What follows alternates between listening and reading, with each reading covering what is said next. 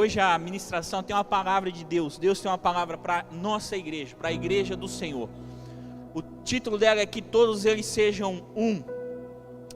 João capítulo 17, a partir do verso 20 diz assim: não te peço apenas por esses discípulos, mas também por todos que crerão em mim por meio da mensagem deles.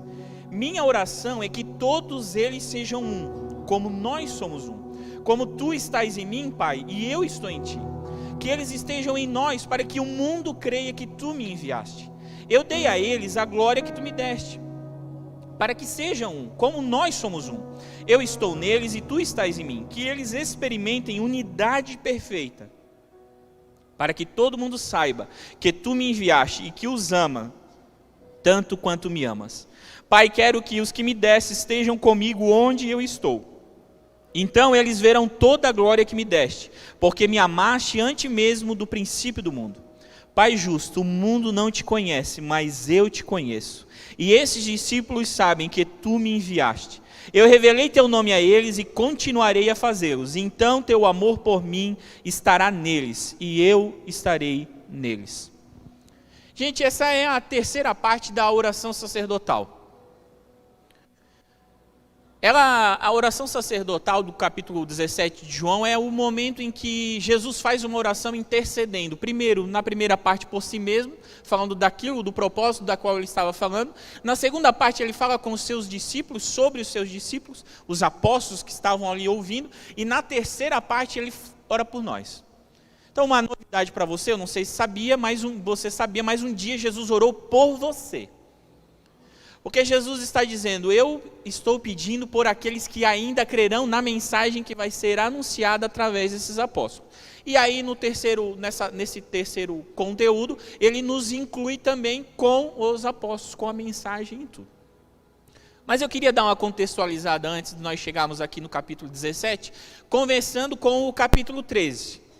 Porque é lá que começa, né, a paixão de Cristo. Ela começa, na verdade, eu quero voltar em 4.000 anos atrás, para contextualizar melhor ainda, para chegar lá na Páscoa. Porque hoje, quem sabe, você, irmão, eu sou evangélico, daí, será que eu digo Feliz Páscoa? Será que, o que eu falo para as pessoas? Será que eu comemoro essa Páscoa? Eu não comemoro. Essa coisa é para mim, é para o judeu, é para quem? Bom, a Páscoa é a morte e a ressurreição de Jesus. Estamos entendidos? Tivemos uma encenação maravilhosa semana passada. O mundo comemora de alguma maneira, cita, lembra essa data dessa maneira.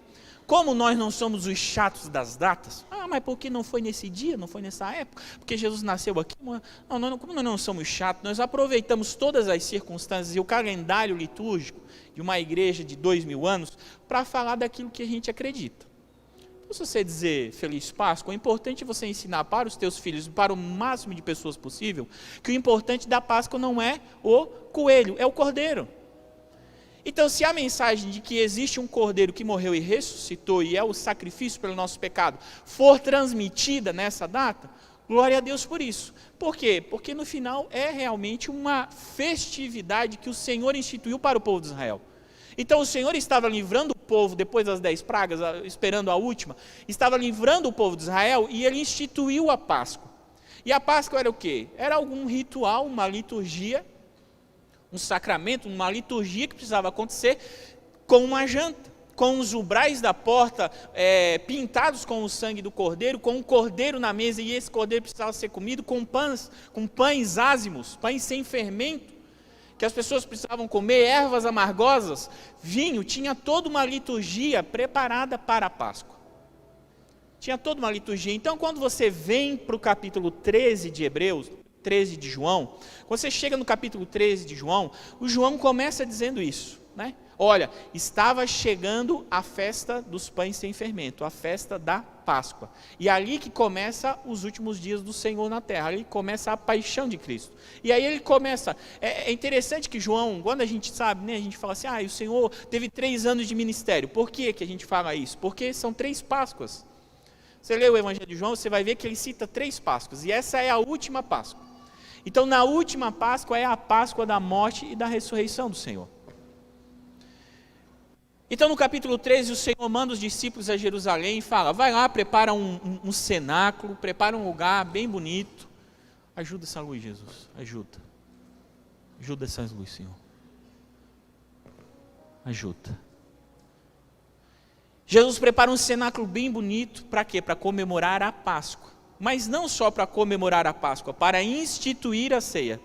Então Jesus estava fazendo um processo de transição entre a velha aliança e a nova aliança.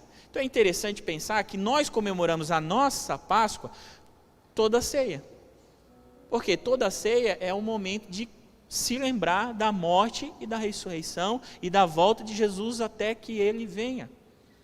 Então, nesse período de transição, o Senhor tinha uma nova aliança para ensinar aos apóstolos naquele momento, mas também a nós. Havia um propósito, um projeto naquilo ali. Então, acontece naquela mesa um processo de transição. E sabe, gente, é muito importante falar isso, porque a Páscoa ela tinha um ritual muito bem feito. Então, quando a gente vai ler, a gente às vezes não dá tanta atenção. Para os irmãos mais etiquetados da igreja, você já foi num lugar assim que tem a entrada? O desetiquetado, ele vai num lugar que tem a entrada, ele pensa que a entrada é a comida dele, ele come muito a entrada. Depois, quando vem o prato principal, ele não consegue mais comer. Nesse caso da Páscoa, era todo um processo, todo um ritual. Então, tinha 4 vezes que o cálice era servido. Então, vamos primeiro o cálice. Aí toma, aí conversa, né? Que o pessoal gostava de conversar também. A mesa era um lugar de conversa, de bate-papo. Vamos entender, vamos ver o significado, vamos analisar, vamos pensar o que a gente está fazendo aqui. Daqui a pouco, segundo o cálice. Então, acontecia todo um processo. Mas nesse, o apóstolo João nos ensinando, aqui ele está, olha, está todos os discípulos lá juntos de Jesus, e quem que está lá? Está Judas. Judas está lá. Então Judas começa participando da Páscoa. E aí o que Jesus faz com ele? Pega um bocado molhado. Jesus pega um pão, molha nas ervas e dá para Judas. É muito interessante, porque isso é um sinal de honra. Né? A outra pessoa que recebeu isso na Bíblia foi Boaz dando para Ruth, um bocado molhado. Jesus estava honrando Judas, mas Judas não estava participando da ceia, estava participando da Páscoa. E aí quando Jesus deu o bocado molhado, ele ficou muito entristecido, angustiado. Parece até que quando a gente lê João ali, parece até que ele meio está esbravejando, né? E ele fala assim, olha, eu digo a verdade para vocês, um de vocês vai me trair. E aí o Pedro olha para o João e fala assim, pergunta para ele, que o João era mais amigo de Jesus, pergunta para ele quem que é. E aí Jesus diz, aquele que coloca, né, a mão aqui na tigela, aquele que coloca a mão no pão comigo. Então naquele momento o Judas sai de cena, porque quando ele come, pega o bocado molhado, Jesus diz assim para ele, o que você tem para fazer, faz depressa. Então Judas sai de cena, e aí entra o capítulo 14, o capítulo 15 e o capítulo 16 de João. E esses capítulos são maravilhosos porque falam dos últimos ensinamentos e os ensinamentos mais importantes de Jesus para os seus apóstolos. Porque o Senhor está a algumas horas de ir para a cruz. E naquele momento ele queria resumir, dizer para eles numa mesa de comunhão, aquilo que era mais importante para eles. Então no capítulo 14 ele começa a falar do Espírito Santo. Ele começa a dizer, olha, eu preciso ir, eu sou obrigado a ir. Mas vocês podem ficar tranquilos, porque eu vou, mas eu vou enviar um consolador, eu vou enviar um encorajador. Existe alguém que eu vou enviar para estar com vocês. E aí no capítulo 15 ele vai dizer, eu sou a videira verdadeira, vocês precisam o quê? Permanecer em nós. A videira dá o quê? Dá o vinho. Que era a figura do cálice do sangue. Então Jesus vai construindo toda uma ideia no coração dos discípulos. Vai contextualizando e vai colocando eles aqui naquilo que tudo que iria acontecer. Então Judas sai e aí o Senhor começa a instituir a ceia. E quando ele chega na oração, no verso 17, ele começa a falar de uma coisa muito importante para a igreja do Senhor, que é a comunhão. Então naquele momento de processo de transição da velha para a nova aliança, de processo de transição da Páscoa para a ceia, outra dica importante para você, né? O povo de Israel, ele se circuncidava para mostrar que ele tinha uma aliança. Nós nos batizamos. Então a Páscoa do povo de Israel é nossa ceia, e a circuncisão deles é o nosso batismo. E essas são as duas ordenanças importantes, não são apenas símbolos, são símbolos, mas não são apenas símbolos. São significados profundamente espirituais, místicos, sobrenaturais. Então hoje é um dia da igreja reunida do Senhor fazer a coisa que mais significa para ela. Hoje nós estamos aqui na igreja do Senhor para comemorar, para celebrar a maior comunhão da igreja, a coisa mais importante que a igreja tem. Apesar que às vezes a gente não entende nesse nível de significado, nesse nível de importância, nesse nível de espiritualidade. Então hoje você está aqui. Hoje você está aqui para experimentar do Senhor, para experimentar no Senhor a comunhão da Santa Igreja, a comunhão da noiva. Então, a ceia começa com um serviço, atinge o ápice da comunhão e termina com uma memória. Veja bem, quando estava tudo preparado, o cenáculo e Jesus entrou para começar, sabe o que Jesus fez? Jesus saiu da mesa, tirou a sua capa, tirou o seu talite, colocou uma toalha de escravo, como alguém que fosse um escravo, pegou uma bacia d'água e começou a lavar os pés dos discípulos. Então, o último momento de Jesus com os discípulos começou com o quê? Com um serviço. Hoje você está aqui na casa de Deus, há vários voluntários aqui te servindo, há várias pessoas envolvidas, eu estou aqui te servindo, e há várias pessoas aqui, por quê? Porque essa reunião, essa comunhão, esse culto, essa celebração, começa com o serviço. Então tudo na casa de Deus, tudo para a igreja do Senhor, começa com um servir.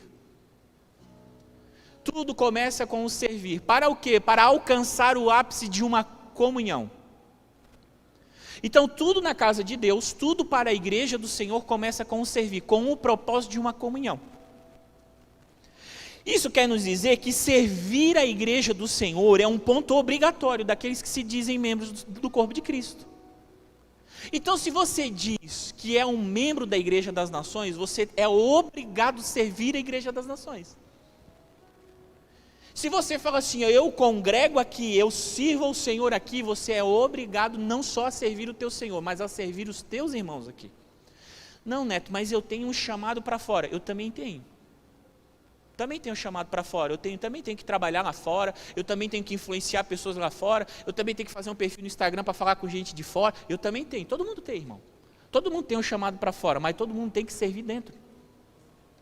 Todo mundo tem que, pegar os seus braços, a sua força, e às vezes, mano, não é, mas Neto, eu quero muito servir, mas eu não sei se eu tenho as habilidades. Aqui você não vai servir por habilidades, nem por capacidades. Aqui você vai servir porque é propósito. Você precisa servir a igreja do Senhor por propósito. Porque é preciso, porque isso te transforma, isso te molda. O Senhor dos céus e da terra, o Criador do universo, Ele colocou uma toalha e disse, eu vou servir. E quando Ele terminou, Ele olhou para os discípulos e assim, vocês entenderam o que eu fiz? Vocês entenderam o que eu fiz? Então faz o mesmo. Então vocês vão fazer o mesmo. Então vocês dizem que eu sou mestre e senhor, mas olha só a atitude que eu tive agora de servo. Servo é escravo, tá? Vou falar no linguajar popular bom. Olha só a atitude que eu tive de escravo. Jesus não era um escravo, nunca foi. Mas na aparência, no ato de serviço, poderia parecer. Por quê? Porque não era uma humilhação para ele se colocar naquela posição. Então, para a igreja do Senhor, eu te aconselho. A palavra do Senhor te aconselha. Jesus está te aconselhando. Sirva a igreja do Senhor. Isso é transformador para você. Isso é muito importante para você fazer parte. Porque aquilo que não me dói, aquilo que não me custa, eu não faço parte. Se não te doer, se não houver sacrifício, se você não investir o teu tempo, o teu dinheiro, a tua vida, e às vezes algumas coisas até da tua própria vida, ficam em segundo lugar, por quê? Porque eu tenho um compromisso, eu tenho uma aliança com os meus irmãos. Então nós nunca vamos chegar a um ápice da comunhão, se não há uma entrega do nosso coração no servir. Nós nunca vamos chegar a isso. Por quê? Porque você precisa servir a igreja do Senhor. Porém, serviço sem comunhão gera senso de utilidade, o que revela um escravo, não um amigo.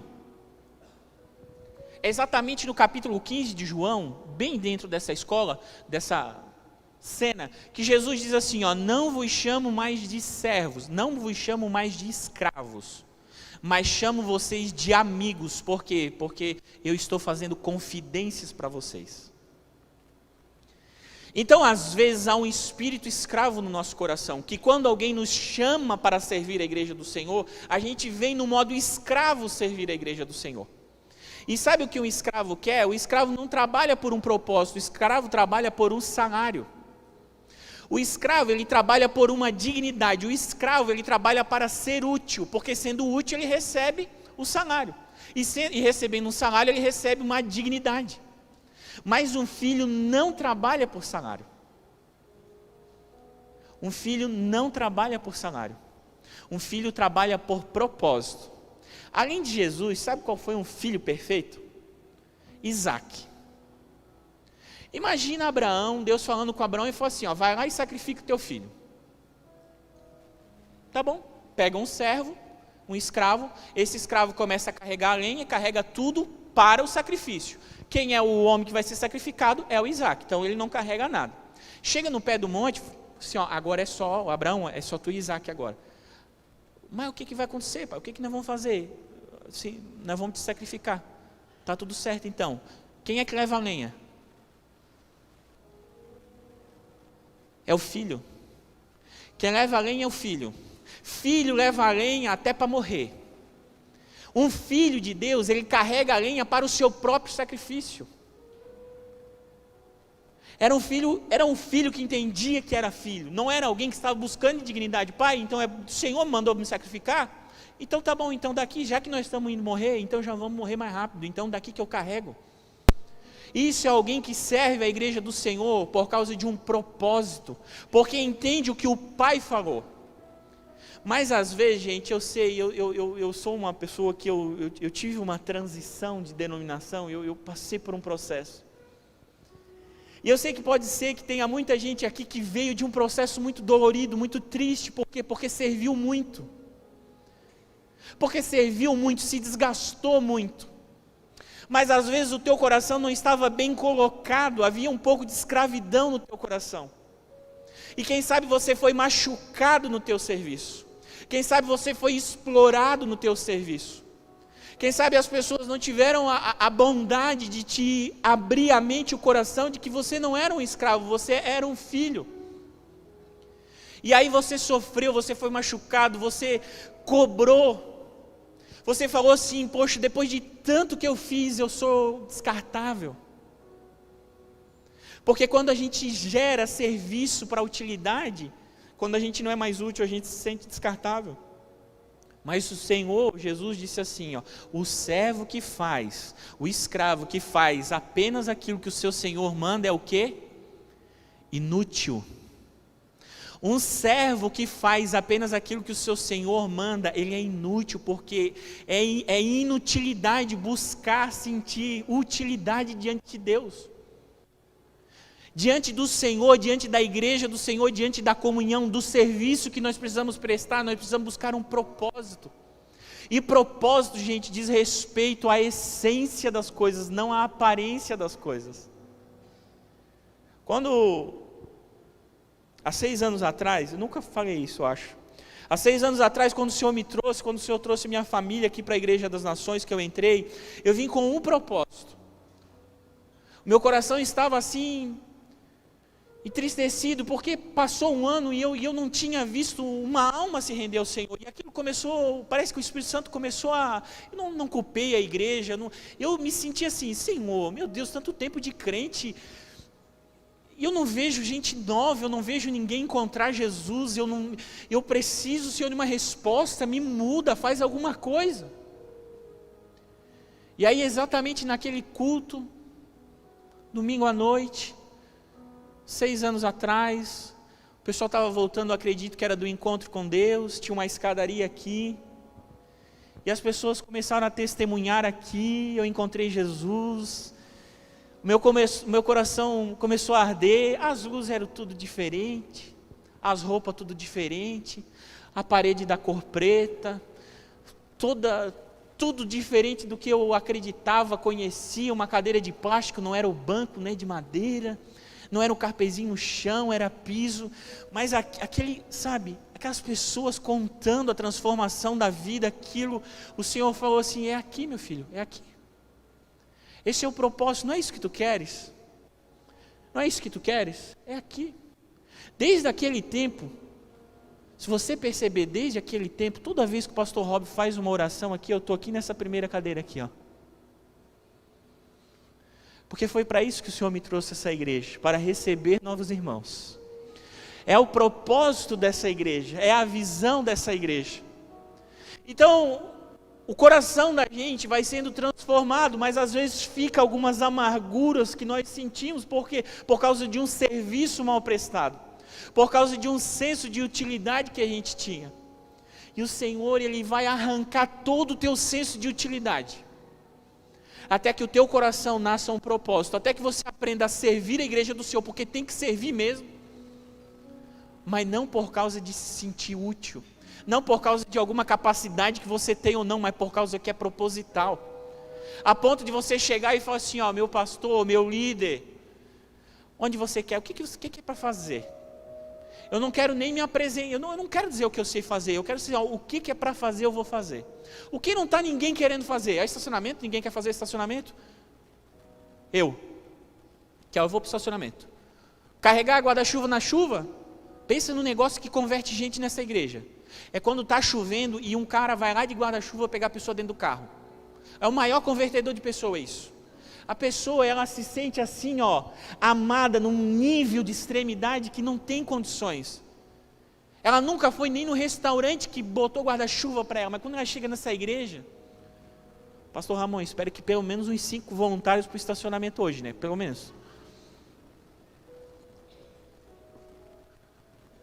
Serviço sem comunhão gera senso de utilidade.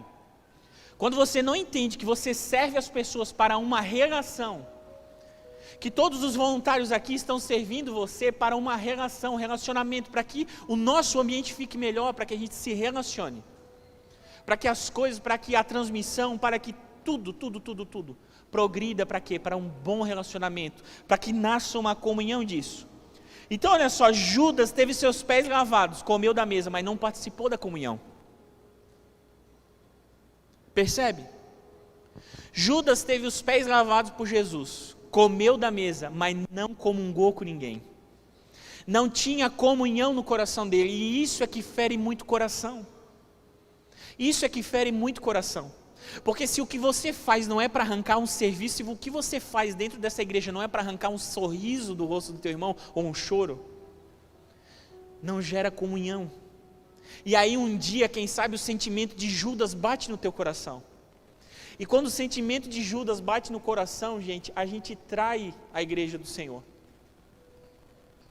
Irmão, quem serve nessa igreja, irmão, depois o pastor Rob me repreenda, porque a responsabilidade é dele, né? Você não tem direito de falar dessa igreja. Você não tem direito de falar dessa igreja. Você não tem direito de falar da noiva de Jesus. Você às vezes você não sabe o quanto as pessoas aqui dentro servem. O quanto tempo o Ivonir e a Mary investem na obra. O Álvaro e a Inês, o Ged e a Neia. O quanto tempo os Evandro. O quanto tempo as pessoas estão aqui dando a sua vida, dando o seu dinheiro, dando o seu coração, servindo. E às vezes a pessoa se acha no direito. Ela se acha no direito. O pessoal de fora, né? O pessoal de fora, hein? Vou falar da igreja do Senhor, porque eu acho que deveria ser assim. Gente, quem gosta de mostrar aquilo que gosta para os outros, ou não gosta, é criança. Criança que quando vai comer, ela fala assim, ai, mas eu não gosto da cebolinha. Aí tira a cebolinha verde. Eu não gosto da cebola. Aí tira a cebola. Ah, mas eu não gosto. Ela vai tirando. E ela não quer só tirar, ela quer fazer uma cara feia e mostrar para todo mundo que ela não gosta. Adulto, ele não precisa demonstrar aquilo que ele não gosta. Por quê? Porque ninguém está aqui porque gosta de alguma coisa. Se você está aqui porque gosta e não por um propósito, nós vamos orar por ti hoje. Para o Senhor criar o propósito, fazer você entender o propósito disso que nós estamos construindo aqui nessa igreja. A visão daquilo que a gente constrói. Por quê? Porque sei lá, às vezes você gosta aqui, eu gosto das músicas, eu gosto que a parede é preta, mais jovem. É uma igreja mais jovem. É por isso que você está aqui? Aí você não entendeu a nossa visão, né? Aí você não entendeu a visão, o propósito, a essência. Aí você se encantou pela aparência, e quem se encanta pela aparência um dia se afasta por causa da essência. Sabe por que Judas se encantou com Jesus? Porque pensou que Jesus era um general terreno. Judas, um homem estudado, de uma região estudada, olhou para Jesus e falou assim: ó, esse cara vai libertar o povo de Israel de Roma. Esse cara vai lutar e vai libertar, ele vai criar um exército aqui, ele vai libertar. Mas quando Judas entendeu a essência de Jesus, que era o que? Um sacrifício, uma morte. Peraí, esse cara não vai liderar uma revolta? Ele vai morrer. Não estou entendendo. Eu vi por causa que ele ia liderar uma revolta contra Roma e agora ele está dizendo que vai morrer. Então ele veio pela aparência. Judas veio pela aparência, ele nunca entendeu a essência, ele nunca fez parte, como diz o apóstolo João. Então, às vezes, na igreja do Senhor, às vezes você está pela aparência. Eu gostei da estética, mas você não incorporou a genética. Eu gostei da aparência, mas você não incorporou a essência. É necessário para a igreja do Senhor, é necessário para você, é necessário para o corpo. Você tem que se integrar, os dois. Você precisa se integrar à igreja do Senhor. Por quê? Porque precisa ir sangue para a tua vida. O corpo, para ser saudável, precisa ir sangue, e às vezes precisa ir anticorpos. Por quê? Porque às vezes uma parte do corpo fica doente, mas a outra parte está trabalhando para que essa doença saia. Então você precisa compreender essas coisas. Judas teve seus pés lavados, comeu da mesa, mas não participou da comunhão, porque o Senhor falou: o que tu tens para fazer, faz depressa, sai. Você não faz parte dessa mesa de comunhão. Você até foi servido, mas você não faz. Não estou mandando tu sair, irmão, pelo amor de Deus. Glória a Deus, aleluia. Fica aí, deixa o Senhor transformar a essência. Deixa o Senhor te encher com a genética. Fica tranquilo. Para de te preocupar com a aparência. Nem precisa, irmão, não precisa ficar cortando a calça ali para aparecer o tornozelo, não precisa. Quiser, corta, mas não precisa. Precisa fazer degradê no cabelo, fica com o teu cabelo. Não te liga com a aparência. É bonito mesmo, que aqui todo mundo é bonito mesmo, essa igreja, o pessoal vai ficando bonito. O pessoal feio vai embonitando aqui. A época do amor, é o brilho. Comunhão exige unidade, mesma essência, mesma visão e propósito, não é preciso uniformidade. A igreja do Senhor é uma igreja de pedras vivas, e sabe o que é uma pedra? Não existe uma pedra igual a outra, nós somos tudo uma pedra. Só que quando coloca um em cima do outro para fazer um muro, ninguém derruba esse muro. Então ninguém aqui quer fazer tijolo. Tijolo quem faz é o diabo, quem manda construir e fazer tijolo é o diabo, lá para a Torre de Babel. Quem sacrificou o povo de Israel no Egito, escravizou o povo de Israel no Egito, quer que eles faziam tijolo para ficar tudo igual. Mas o Senhor não, o Senhor entende as nossas diferenças. E Ele não vê problema nas nossas diferenças, contanto que haja uma unidade. Então veja, gente, a ceia tem um significado, que é anunciar a morte, o passado, a ressurreição, o presente e a vinda, o futuro. Mas ela tem um propósito. Às vezes a gente fala muito sobre o significado, mas a gente não compreende o propósito e por que Jesus instituiu a ceia para a comunhão, para que os diferentes se juntassem, porque Jesus está dizendo: Pai, eu quero que eles sejam um como eu e você somos um. Quando você estuda a Trindade, você percebe que eles são o mesmo em essência, mas existem papéis diferentes, expressões diferentes. É o Pai, é o Filho, é o Espírito. É o amor do Pai, a graça do Filho e a comunhão do Espírito. Então, assim como Jesus dizendo, assim como nós somos um, nós queremos que a igreja do Senhor seja um. E nós não podemos perder isso, nós precisamos ser chacoalhados nisso. Porque o mesmo João que escreve sobre o amor de Deus por todo mundo, é o mesmo João que está dizendo: o mundo vai conhecer que Deus está com vocês quando vocês se amarem. Quando vocês se amarem, quando nós nos amarmos. Vou dizer de novo para você: amar não é gostar. Tem gente que a gente não gosta, mas ama. E de tanto amar, acaba gostando. Mas não te preocupe com o gosto. Gosto é coisa de criança, gente madura, não vive mais por aquilo que gosta ou não gosta. Não faz aquilo mais que gosta ou não gosta. Faz aquilo que é proposital. E às vezes o nosso coração dói. Mas eu não gosto muito do neto, bem-vindo ao clube. É por isso que tem 4 pastores, 5, 6 pastores. Por isso tem até mulher pastor, tem todo mundo pastor aqui. Para ter um para cada gosto. Para você falar assim, não, pelo menos um eu me afeiçoo. Glória a Deus por isso. Mas você precisa me amar. Você me ama, você tem que orar por mim. Você está sentindo, eu não gosto muito do jeito que o neto fala. Começa a orar por mim. É isso que eu faço. Se eu sinto que há um desgosto no meu coração por alguém, eu começo a orar por essa pessoa. Senhor, não deixe isso crescer. Abençoa, dá bastante dinheiro. Olha, usa, Senhor. Tira todo o rancor do meu coração. Não estou aqui na igreja para gostar, estou aqui na igreja para amar. Porque quem gosta se sente no direito de odiar também. E nós não temos direito de odiar. Só temos direito, nós só temos, nós só temos dever. Nada deveis a ninguém, exceto o amor, diz o apóstolo Paulo. Então, gente, comunhão exige unidade, mesma essência, visão e propósito. Nós sabemos para onde nós estamos indo, por que nós estamos fazendo. Nós temos uma visão como igreja do Senhor, que Deus deu aos nossos pastores. Eu não estou aqui para achar outra visão. Por quê? Porque senão eu vou criar uma divisão. Entende? Mas eu não gosto muito, né? Porque você não entendeu. Você não entendeu. Aquilo que a gente não entende, a gente tende a dizer que não gosta.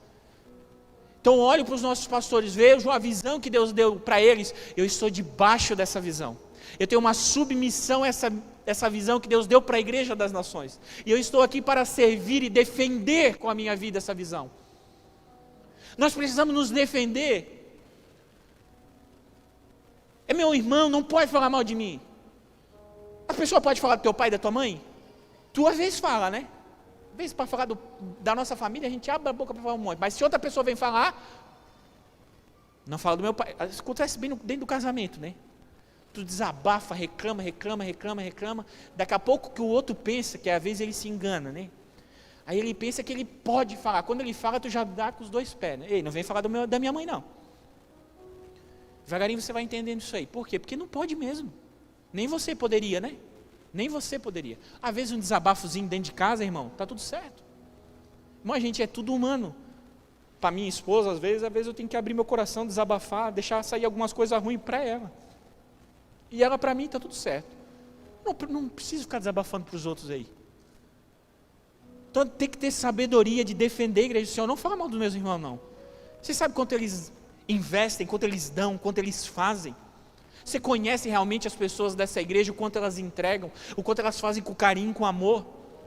Eu preciso defendê-las, por quê? Porque elas fazem parte da minha comunhão, e a minha defesa é que vai fazer o mundo entender que Deus está conosco, que Deus nos ama, e o mundo vai querer esse amor. Então às vezes a gente quer amar mais o mundo do que a nossa própria igreja. A gente precisa amar a igreja, entender a visão, o propósito, a essência e amá-la com todas as nossas forças. Então participar da comunhão da igreja sem discernir o corpo traz fraqueza, doença e morte espiritual. Por que participar da comunhão sem discernir o corpo de Cristo traz fraqueza? Porque imagina se Judas está lá, com outra visão, com outro propósito, com outra essência e participando da maior comunhão da igreja do Senhor. Ele seria enfraquecido, e ele poderia levar alguém com ele. Mas eu acho que a igreja deve vir para cá, ó. Eu acho que a igreja deveria ir para lá, eu acho que assim seria melhor. Jesus, olha só, eu acho que tem que fazer alguma coisa, tem que mudar alguma coisa. Poderia ser mais assim, né? Devagarinho o Senhor vai te quebrando. Devagarinho o Senhor vai te quebrando. Porque isso é tudo supérfluo.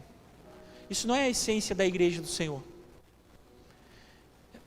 Mas eu gosto das coisas do meu jeito. Faz o seguinte, irmão, ora bastante, entrega a tua vida por essa igreja. Quem sabe o Senhor um dia te ungir a pastor dela. Só que quando o Senhor te ungir a pastor dela, você vai ter sido tão tratado que daí você não vai querer mais fazer nada segundo a tua vontade. Porque daí você vai chegar numa maturidade de entender que as coisas não são como eu quero, elas são como Deus quer. Por mais que às vezes pareçam que não são. Porque a gente gosta de ver a mão do homem em tudo. Como se a mão do homem precisasse ser invisível, mas a mão do homem não é invisível, mas a mão de Deus opera.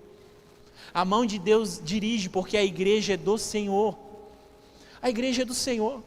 É o Senhor que dirige, Ele usa homem, é claro que Ele usa homem, irmão. Está vendo algum anjo aí? Ele usa os homens falhos, mas com a visão, com o propósito. E até nas falhas desses homens, eles são guiados por Deus para tratar o nosso coração. Então, quando eu participo da comunhão da igreja, quando eu estou aqui na ceia, quando eu digo eu faço parte, quando eu vou tomar esse pão, esse cálice hoje, eu digo eu quero comungar com essa igreja.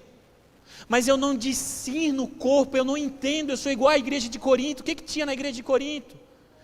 Eu sou de Paulo, eu sou de Apolo, eu sou de Pedro, eu sou de Jesus.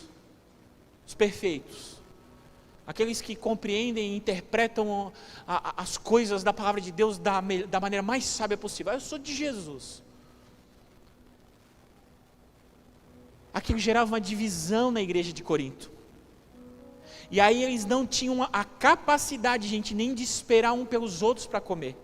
Isso fazia o que com muitas pessoas? Enfraquecia espiritualmente, por quê? Porque não tinha comunhão com o corpo. Então às vezes você se sente fraco espiritualmente, por quê? Porque você não tem comunhão com o corpo, porque você não se achega, porque você não se aproxima. Pastor Rob sempre ministra isso. Proximidade, presença, porque é um corpo, você tem que estar perto, tem que estar junto. Nossa igreja sempre ministrou isso, anda junto, cresce junto, porque corpo tem que estar ligado, tem que estar grudado, você tem que estar num grupo de conexão, você tem que fazer escolas, você tem que estar no ministério. Você tem que participar, para quê? Para receber o sangue. E às vezes você está lá sozinho, e daqui a pouco ora uma semana, daqui a pouco não consegue mais, daqui a pouco desanima. Ai Senhor, mas por que Senhor? Por que eu estou desanimado? Você precisa fazer parte do corpo. Então, diz o apóstolo Paulo para nós: examine-se antes de comer do pão e beber do cálice. Porque, irmão, aqui, nós não temos delegado de ceia aqui, irmão. Mas que coisa que todo mês há uma angústia no teu coração, pensando assim, quais são os pecados que eu cometi, será mesmo que eu posso pegar esse pão aí e comer? Meu Jesus, me perdoa, e aquele perdão pelo atacado assim, né? Perdoa todos os meus pecados no atacado, com aquele medo no coração de botar a mão nesse pão, será, e ser fulminado. Aquela opressão às vezes no teu coração, e parece que toda ceia é uma angústia, uma tristeza, e aí tu te lembra de pecado de 10 anos atrás para colocar na conta. Mas não tem delegado aqui, gente. Não tem gente aqui querendo inspecionar o teu pecado para ver se, olha, pode comer, pode comer. Por quê? Porque isso aqui é uma igreja de filho, não é igreja de escravo. Ninguém veio hoje aqui à noite para se sentir digno de poder comer da mesa do Senhor. Porque quem busca dignidade é escravo, nós somos filhos, e filho se alimenta. Filho senta na mesa com alegria, sabendo das suas falhas, sabendo dos seus pecados, mas sabendo também que se arrepende, sabendo também que compreende, e que sabe que é na comunhão com a igreja que eu sou transformado, que eu sou liberto dos meus pecados, é andando com os irmãos mais maduros do que eu vou ser transformado no meu modo de pensar, e ser liberto de muita coisa. Então que o diabo não te acuse mais. Outra coisa, você precisa se examinar, você não precisa se disciplinar não. Penitência não é coisa da igreja do Senhor.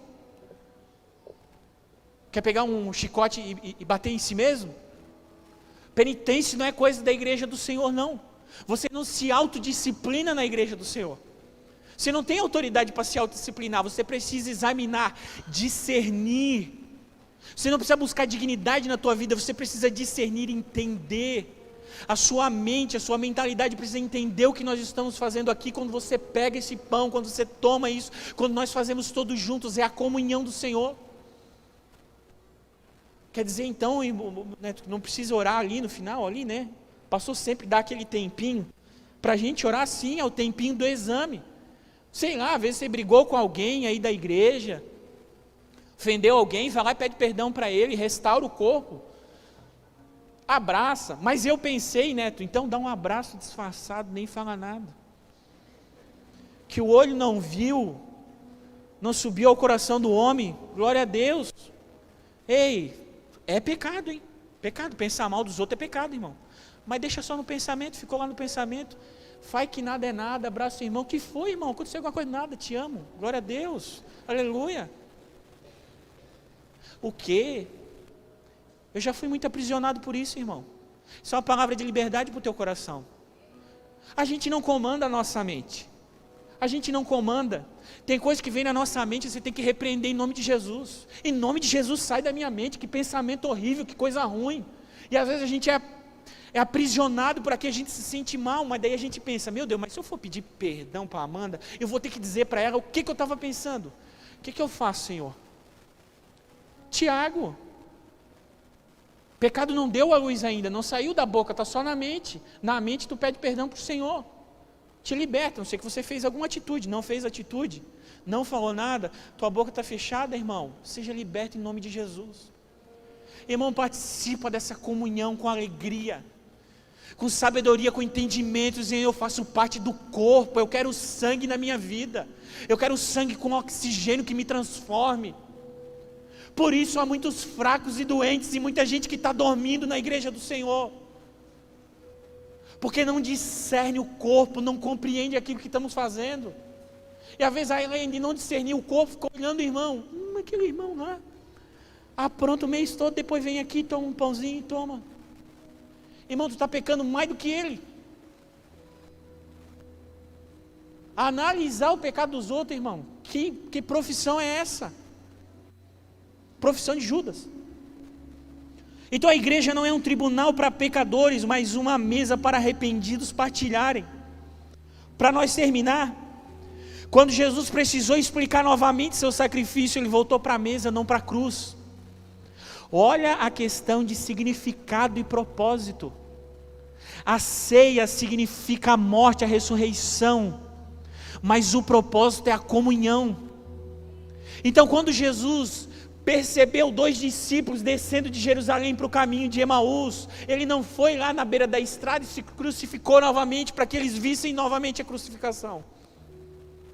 Mas enquanto eles estavam indo a caminho da sua casa, Jesus explicava a palavra, Jesus falava. Eles cantaram aquele hino que o Ged gosta, fica Senhor, já se faz tarde. E eles cantaram e o Senhor entrou na casa. E depois de tanto falar no caminho, quando Jesus sentou à mesa, quando ele partiu o pão, os olhos dele foram iluminados, os olhos deles foram abertos. Por quê? Porque eles entraram na comunhão. A comunhão cura, a comunhão da igreja restaura, a comunhão do corpo é o sangue vibrando, é o sangue te transformando, é o sangue te libertando.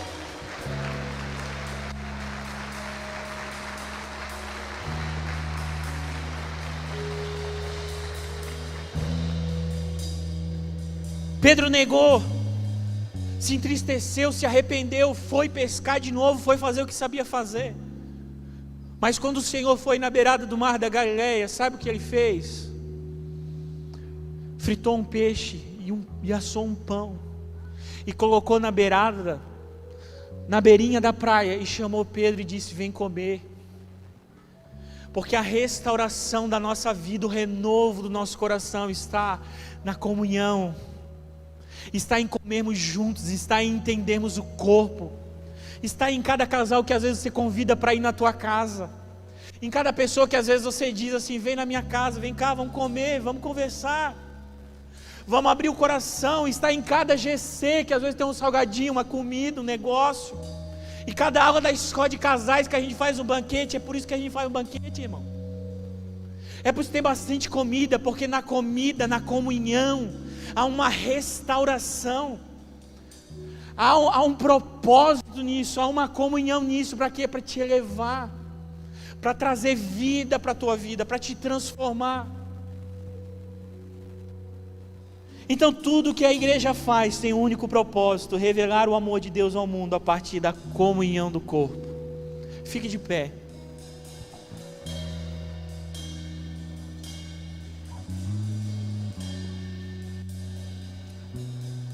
Feche os teus olhos, tenha o teu momento de reflexão nesse momento. Tenha o teu momento de compreensão, de discernimento. Não te disciplines. Discirna o corpo, examine-se. Chore, se arrependa. Do jeito que você quiser, sentado, levantado, ajoelhado. Tenha o seu tempo com o Senhor. De exame. Não deixe que o diabo te oprima a tua mente, oprima o teu coração, com pecados passados que o Senhor já te libertou, já te perdoou. Pare de pensar naquilo que as pessoas vão pensar de você. Pare de imaginar o que elas estão pensando. O Senhor te liberta hoje. Tenha o seu tempo.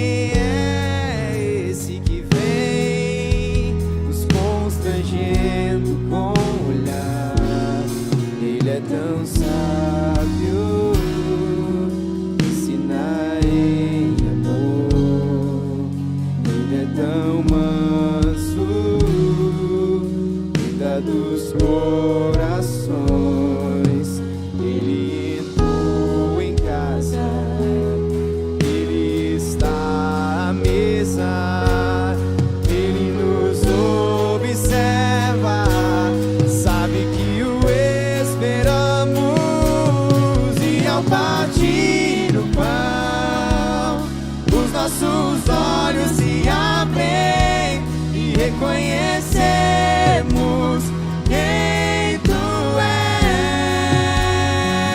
és, ao som da tua voz, os nossos corações